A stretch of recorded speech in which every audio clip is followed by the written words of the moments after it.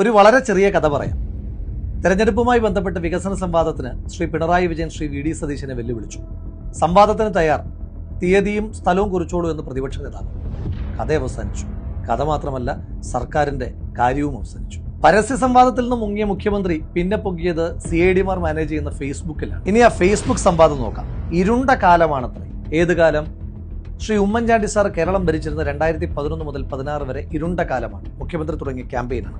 അതിനകത്ത് ആദ്യം തന്നെ പറയുന്നു, മുടങ്ങിയ ക്ഷേമം, 18 മാസം വരെ ക്ഷേമ പെൻഷൻ കുടിശ്ശിക വരുത്തിയ UDF കാലം. ശ്രീ വിജയ, നിങ്ങൾ എന്തൊരു വലിയ കള്ളനാണ്.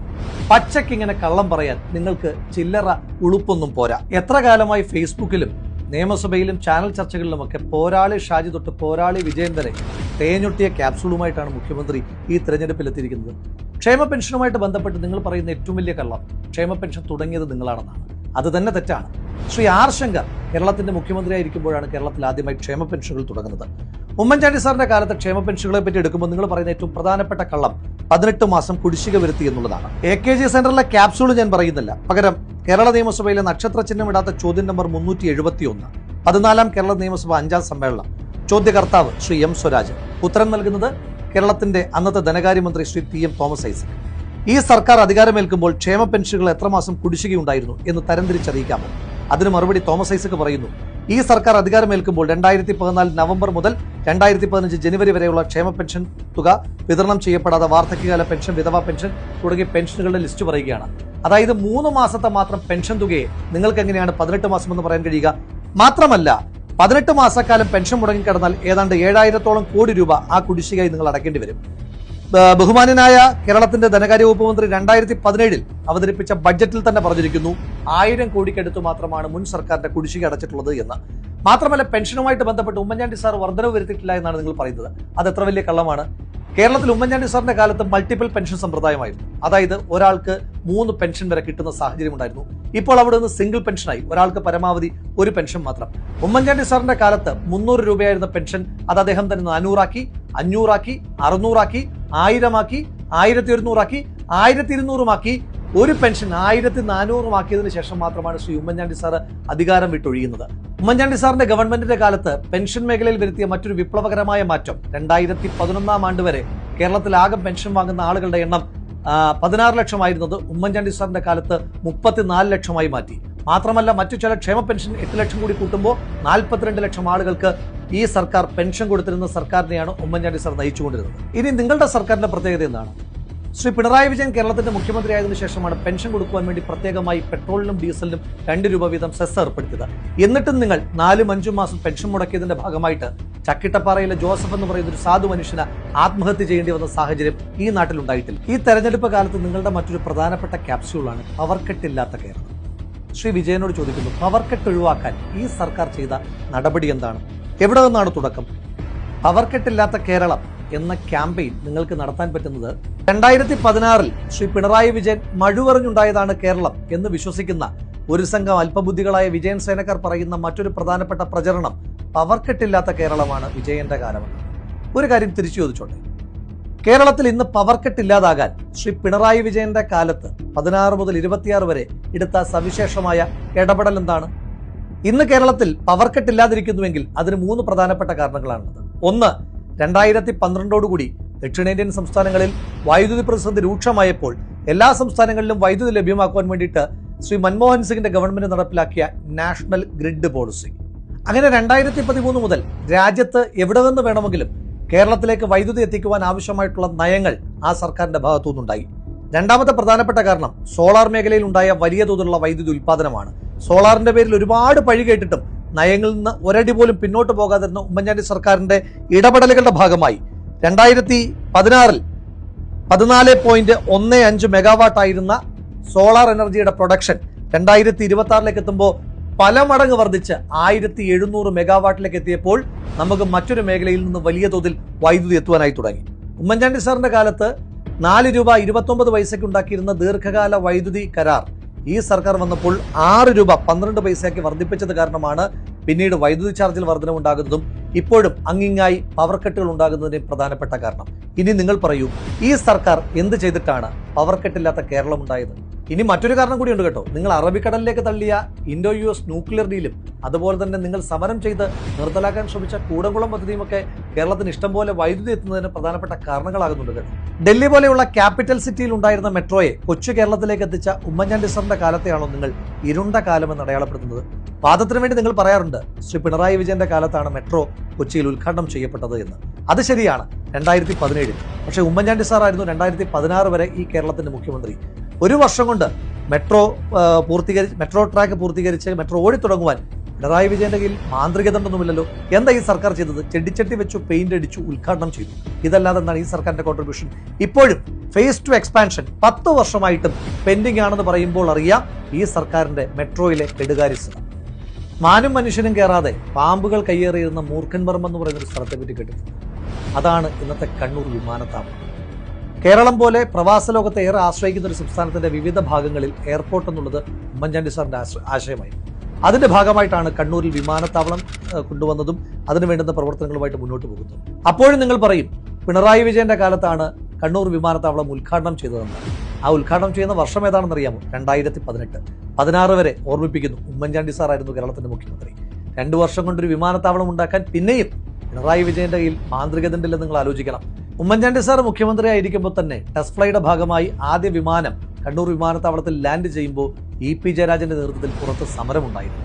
അന്ന് പറഞ്ഞത് റൺവേയുടെ നീളം കുറവാണ് എന്നാണ്. 10 വർഷം കഴിഞ്ഞിട്ടും റൺവേയുടെ നീളമൊന്നും കൂടിയിട്ടില്ല കേട്ടോ. ഉമ്മൻചാണ്ടി സാറ് കൊണ്ടുവന്ന കണ്ണൂർ വിമാനത്താവളത്തിൽ ഉദ്ഘാടനം നടത്തിയെന്നല്ലാതെ ആറന്മുളയടക്കം ശബരി വിമാനത്താവളം അടക്കമുള്ള ഏതെങ്കിലും ഒരു പദ്ധതിയെ മുന്നോട്ട് കൊണ്ടുപോകുവാൻ നിങ്ങൾക്ക് കഴിഞ്ഞിട്ടുണ്ടോ?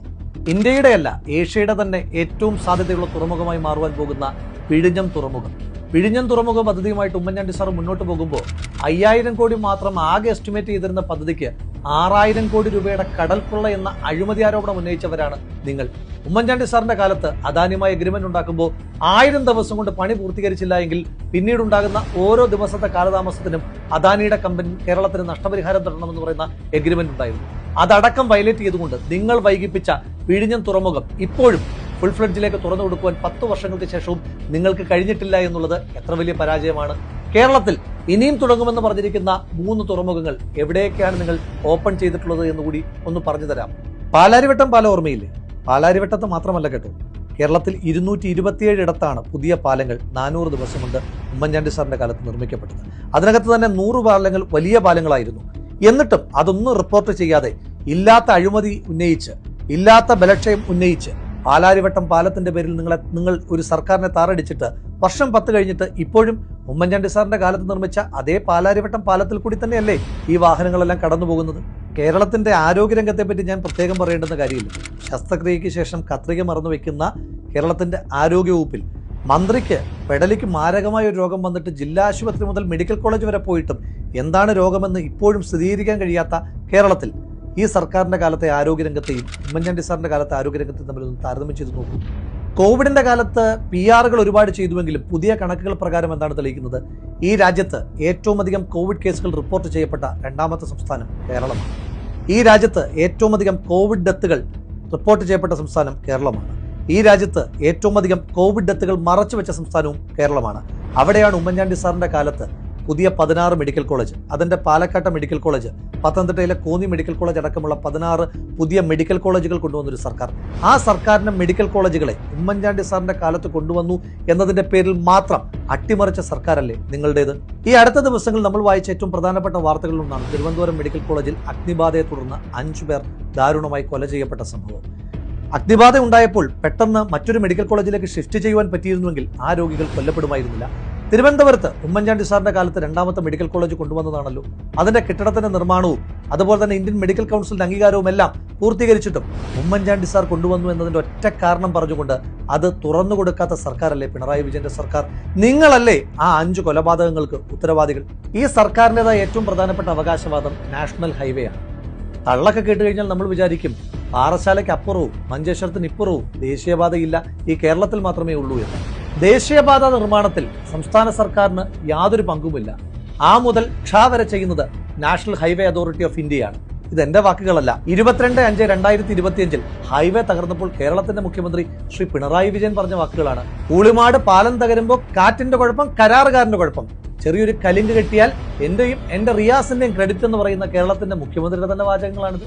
നാഷണൽ ഹൈവേയുമായി ബന്ധപ്പെട്ട് നിങ്ങൾ പറയുന്ന മറ്റൊരു പ്രധാനപ്പെട്ട ആർഗ്യുമെന്റ്, ഈ സർക്കാരിൻ്റെ കാലത്താണ് അത്രയും ഭൂമി ഏറ്റെടുക്കുവാൻ കഴിഞ്ഞത്. മുൻ സർക്കാർ അത് പൂട്ടിപ്പോയിരുന്നു അത്രയും. യാഥാർത്ഥ്യം എന്താണ്? 2013 ശ്രീ മൻമോഹൻ സിംഗ് ഇന്ത്യയുടെ പ്രധാനമന്ത്രി ആയിരിക്കുമ്പോഴാണ് ഈ ഭൂമി ഏറ്റെടുക്കലുമായി ബന്ധപ്പെട്ട് ന്യായമായ കോമ്പൻസേഷൻ കൊടുക്കുന്ന പുതിയ ഒരു നിയമം ഈ രാജ്യത്ത് കൊണ്ടുവരുന്നത്. അതിന്റെ ചുവട് പിടിച്ചുകൊണ്ട് 2014 തൊട്ട് ഇങ്ങോട്ടാണ് ന്യായ വില കിട്ടി തുടങ്ങിയത്. അതിന്റെ അടിസ്ഥാനത്തിലാണ് ആളുകൾ ഭൂമി കൊടുക്കുവാൻ തയ്യാറായത്. ഇനിയൊന്ന് പറയട്ടെ, കോഴിക്കോടടക്കം പാലക്കാട് അടക്കമുള്ള പ്രദേശങ്ങളിൽ ദേശീയ ഹൈവേക്കെതിരായിട്ട് ഏറ്റവും അധികം സമരം ചെയ്തതാരാണ്? നിങ്ങളല്ലേ. ദേശീയ ഹൈവേക്കെതിരായിട്ട് സമരം ചെയ്ത മുരളിയെ ഗുരുവായൂർ ദേവസ്വം ബോർഡിന്റെ ചെയർമാനാക്കിയ പാർട്ടിക്കാരല്ലേ നിങ്ങൾ? ഈ സർക്കാരിന്റെ മറ്റൊരു നേട്ടമായി പറയുന്നത് ഗെയിൽ വാതക പൈപ്പ് ലൈൻ നടപ്പിലാക്കിയെന്നാണ്. ഗെയിൽ ഭൂമിക്കടിയിലെ വാതക ബോംബ് എന്ന് മുദ്രാവാക്യം വിളിച്ച് സമരം ചെയ്ത പി രാജീവാണെന്ന് കേരളത്തിന്റെ വ്യവസായ മന്ത്രി എന്നുകൂടി ആലോചിച്ചിട്ട് വേണം സർക്കാർ അങ്ങനൊരു അവകാശവാദം ഉന്നയിക്കാൻ. രാജീവിനെ പറ്റി പറഞ്ഞപ്പോഴവർക്ക് ഈ സർക്കാരിന്റെ മറ്റൊരു പ്രധാനപ്പെട്ട നേട്ടമായി പറയുന്നത് കേരളത്തിൽ കഴിഞ്ഞ 5 വർഷക്കാലം കൊണ്ട് 5 ലക്ഷം പുതിയ സംരംഭങ്ങൾ തുടങ്ങിയെന്നാണ്. അതിന്റെ കണക്ക് നമുക്ക് നോക്കാം. കേരളത്തിൽ ആകെയുള്ളത് 941 ഗ്രാമപഞ്ചായത്തുകളാണ്. അങ്ങനെ നോക്കുമ്പോൾ ആകെ 5 ലക്ഷം വ്യവസായ സംരംഭങ്ങൾ വരണമെങ്കിൽ ഒരു പഞ്ചായത്തിൽ 531 പുതിയ സംരംഭങ്ങൾ തുടങ്ങണം. ഇനി നിങ്ങൾ പറയൂ, നിങ്ങളുടെ പഞ്ചായത്തിൽ ഈ 5 വർഷം കൊണ്ട് വന്ന പുതിയ ആ 531 വേണ്ട, 500 വേണ്ട, 200 പുതിയ സംരംഭങ്ങളുടെ ലിസ്റ്റ് നിങ്ങൾക്കൊന്ന് പറയാൻ കഴിയുമോ? വിലക്കയറ്റത്തെ പിടിച്ചു നിർത്തിയെന്നാണ് നിങ്ങൾ പറയുന്ന മറ്റൊരു അവകാശവാദം. 2016 1 കിലോ അരിയുടെ വിലയും 2026 1 കിലോ അരിയുടെ വിലയും തമ്മിൽ താരതമ്യപ്പെടുത്തുമ്പോൾ 30 രൂപയുടെ വ്യത്യാസമെങ്കിലും ഏറ്റവും ചുരുങ്ങിയതുണ്ട് എന്ന് മനസ്സിലാക്കിയിട്ട് വേണം വിലക്കയറ്റത്തെ പറ്റി ബാക്കിയുള്ള റോക്കറ്റ് സയൻസുകളെല്ലാം നിങ്ങൾ പറയാനായിട്ട്.